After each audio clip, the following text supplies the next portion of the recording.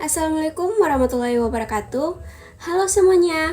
Sebelumnya, perkenalkan nama saya Mas Nawahab dengan NPM 0227221153. Nah, dan sebelumnya terima kasih kepada dosen pengampu pada mata kuliah Akuntansi Keuangan Lanjutan 2 atas tugas video yang sudah diberikan kepada saya. Nah, di video kali ini saya akan menjelaskan mengenai akuntansi untuk operasi cabang.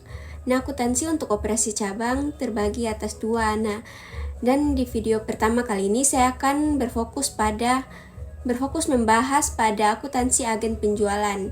Nah, apa sih akuntansi agen penjualan itu?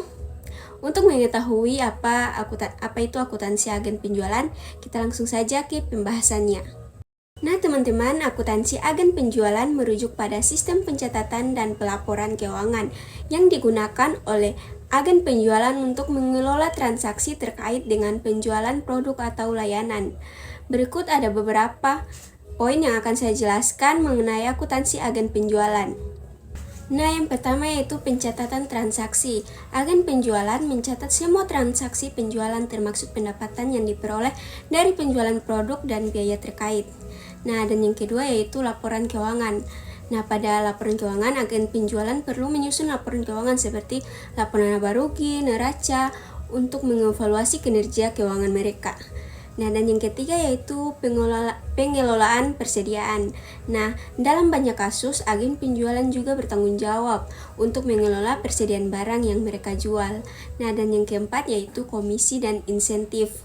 Nah, pada komisi dan insentif ini, akuntansi agen penjualan juga mencakup perhitungan komisi atau insentif yang diperoleh dari penjualan yang harus dicatat dengan jelas. Nah, yang berikutnya yaitu yang terakhir, yang kelima, yaitu kepatuhan pajak. Nah, pada kepatuhan pajak ini, agen penjualan harus memastikan bahwa semua transaksi dicatat dengan benar untuk memenuhi kewajiban pajak. Nah, poin berikutnya yang akan saya bahas yaitu tugas dan tanggung jawab akuntansi agen penjualan. Nah, ada beberapa poin. Yang pertama itu agen penjualan.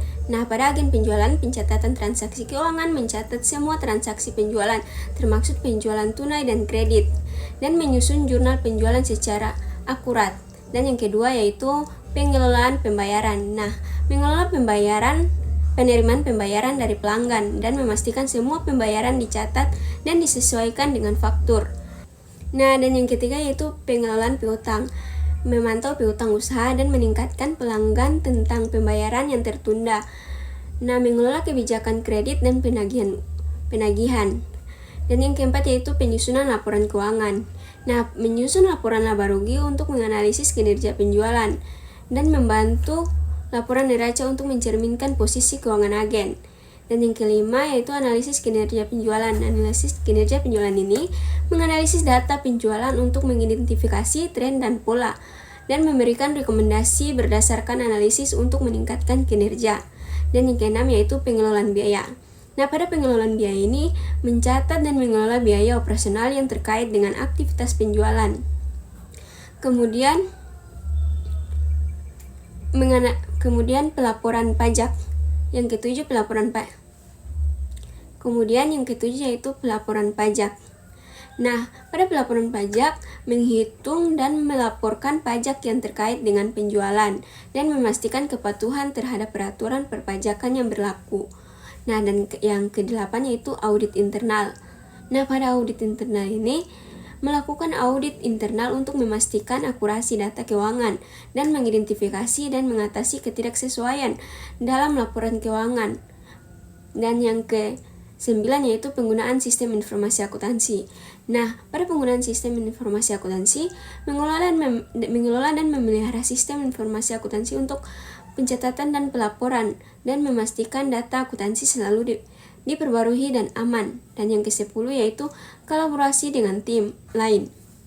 Nah, kolaborasi dengan tim lain ini bertujuan untuk bekerja sama dengan tim penjualan dan pemasaran untuk membantu perencanaan dan penganggaran dan memberikan dukungan akuntansi untuk strategi penjualan yang baru. Oke, berikutnya saya akan membahas mengenai perbedaan antara agen penjualan dan agen cabang.